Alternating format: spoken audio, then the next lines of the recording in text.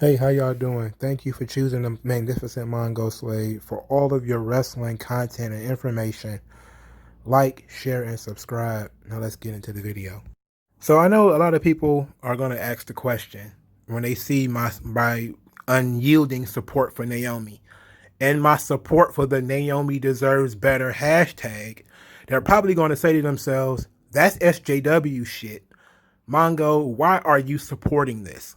And I'm going to tell you, it ain't got shit to do with Naomi being black. It has everything to do with Naomi being fucking awesome. Now, the story of Naomi is actually pretty cool. She started wrestling in FCW. She was an FCW student along with Heath Slater and Tyler Breeze, who was wrestling under I think his real name at the time. And there was a couple of other people who were in FCW. I believe Seth Rollins was also in FCW.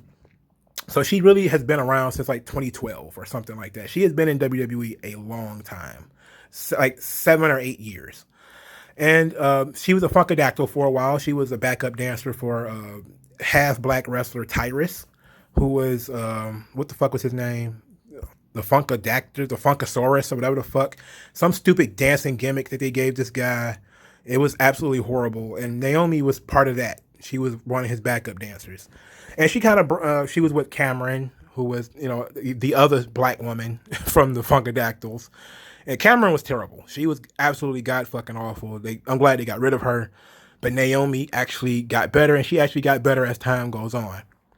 So then around 2016, 2017, Naomi debuted the Glow gimmick, which is an EDM themed gimmick with the music and the dancing. Because she was a dancer before she became a wrestler, which is odd, right? Like, people also say, well, they have no athletic background when they talk about other women, right? But Naomi gets a pass. And I'm one of those people that's consistent. I don't give a fuck what you were doing before you became a wrestler.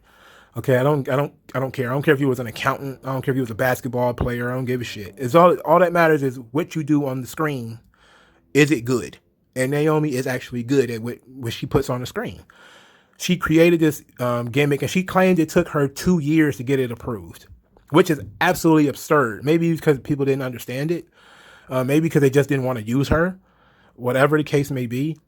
And it worked, when she started doing the Glow gimmick with the turning out the lights and things being glow in the dark and the dancing and the theme music and everything. It's a riot, dog. It's fucking awesome.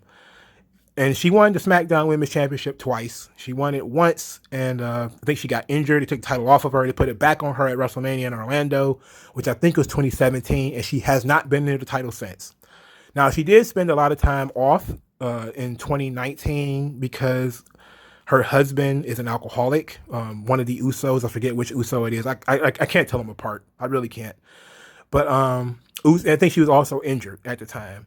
So she made her return at the Royal Rumble 2020. She got a huge pop. Everybody loves Naomi. And then they did nothing with her because everything has to be about Charlotte and Becky and Bayley and Sasha Banks.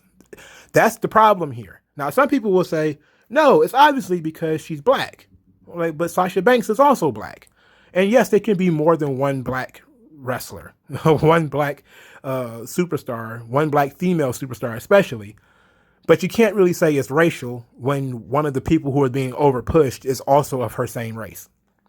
So you can't use that as an excuse. Now, there's also the issue of Bianca Belair, who is on Raw and not being properly utilized. Now, in some ways, they're not utilizing Bianca Belair in order to protect her. Maybe she wasn't ready.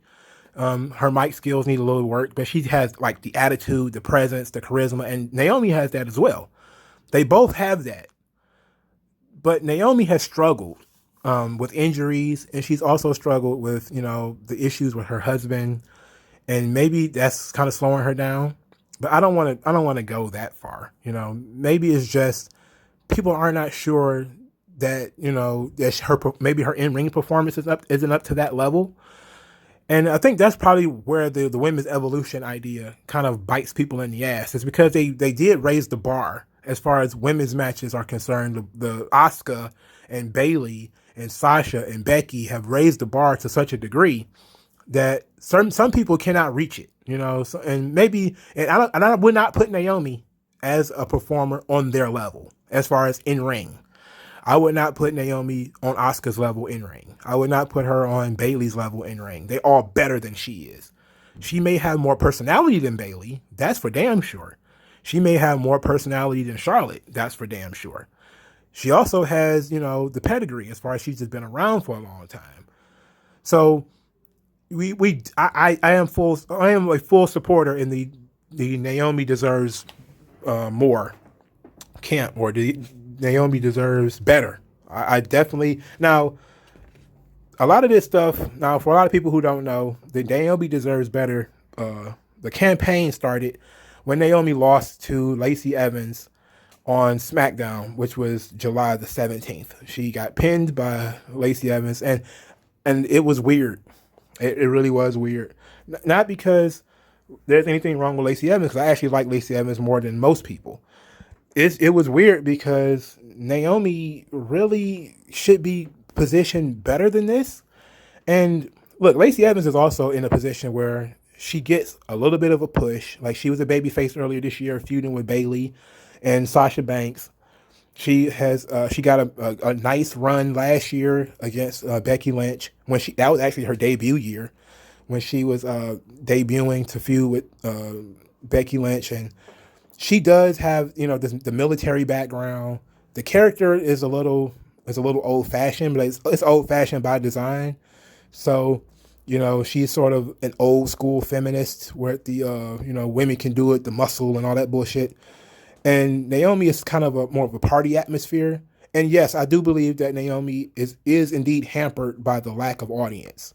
Because again, she's super over, and her character and her personality and everything really works within a fan base. When you hear the music and you see the dancing and everything, it's very high energy. And I do believe that the problem with Naomi is the problem with all of the women. They really only want to push Bayley and Sasha Banks. And they only want to push Bayley, Becky, Sasha Banks, and Charlotte. That's it. So if you want to, so I'm not going full SJW and saying, well, it's because she's black and they're holding her back because she's black. No. I think they're holding her back because nobody can get fucking over. Sonya Deville was really gaining steam as a heel. She turned on Mandy Rose. She cut these great promos. Sonya Deville is a minority, because I believe she's Hispanic, and she's also a lesbian.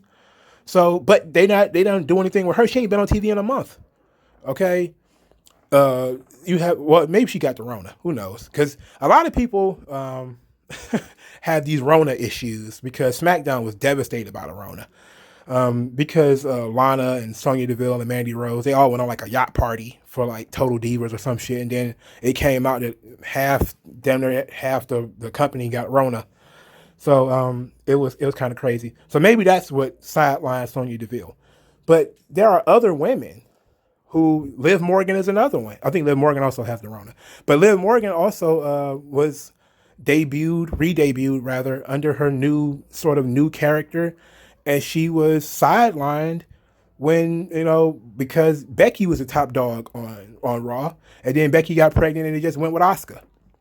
And they just kind of forgot that Liv Morgan was a thing, And then they brought up Bianca Belair, who is badass, and Shayna Baszler, another minority. She's a lesbian.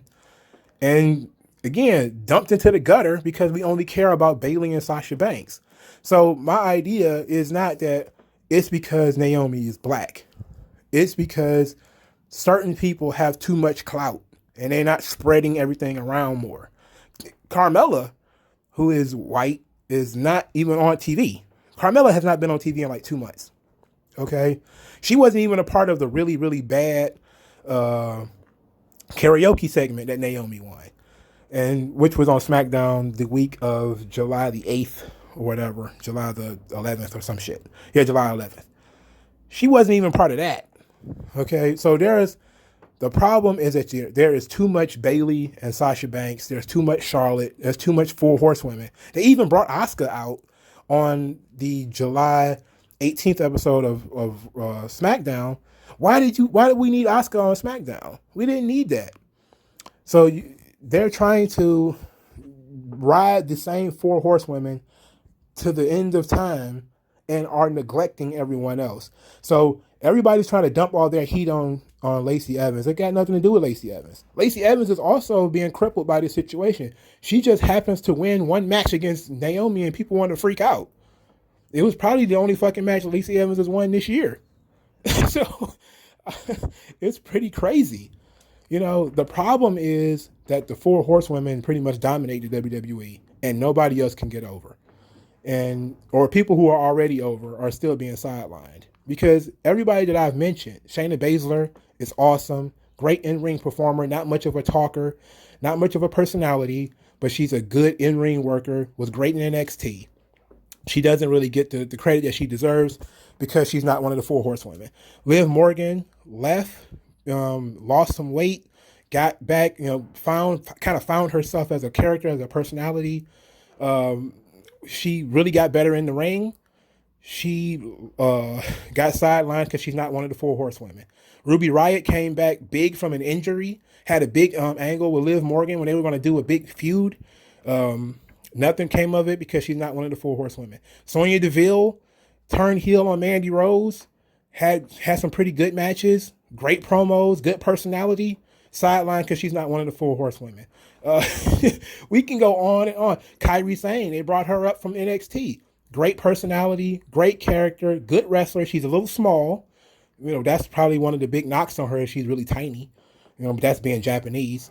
Can't do anything with her because she's not one of the four horsewomen. Hell, even Asuka, who is like the unofficial fifth horsewoman, is having a difficult time getting away from Sasha Banks and Bayley. Okay, it's like she's trapped into this vacuum, where everything revolves around Sasha Banks and Bayley, or the Iconics. They also returned. The Iconics, Billie Kay and Peyton Royce. They returned from a lengthy vacation because of the Australian fires and all that type of shit. They came back, immediately ended up involved with Sasha Banks and Bayley, and now they're not doing anything. Alexa Bliss, another one. She was over pushed to the fucking moon not too long ago, not doing anything because, well, her only involvement in SmackDown involved Sasha Banks and Bayley because Sasha Banks and Bayley have the fucking belts. Okay, so what can you do? The only problem is your problem is Sasha Banks and Bayley and Charlotte and Becky. That's the problem. The problem is the four horsewomen. Okay, they're the four planets in the WWE, and everything revolves around them. Everybody else just revolves around them in some way.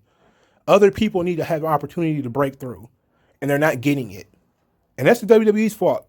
It has nothing to do with race or sexuality or anything else. Because even the other people who you think are getting over, they're not.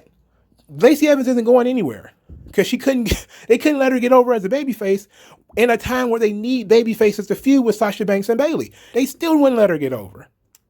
Okay, so Lacey Evans isn't going anywhere. She's going to be in this same spot forever. Well, at least for a noticeable length of time. And Bayley is holding this SmackDown Women's title essentially until she can feud with Sasha Banks. So what can you do? What can you do? This is the problem of giving people monster pushes. And the crazy thing is, a lot of this does spin out of the whole women's evolution thing, where you wanted the women to really get pushed and to get opportunities, and then they pick certain women to give these opportunities to, and then you complain it's not the right women. Right? It's nonsense. But I agree. Naomi does deserve better. Naomi could be the cornerstone of the SmackDown roster. She is good enough. But what can you do? You have to talk them out of, hey, stop pushing Sasha Banks and Bayley so fucking much. Give other people a chance. Get rid of the fucking four horsewomen. Get that shit out of the way. Are we ever going to actually, move on? People complained about Becky. Becky got pregnant. She left. People complained about Charlotte. She's like, oh no, my boob's leaking. She left. But now you got Sasha Banks and Bayley just taking over because Sasha Banks was gone for most of 2019. So what can you do?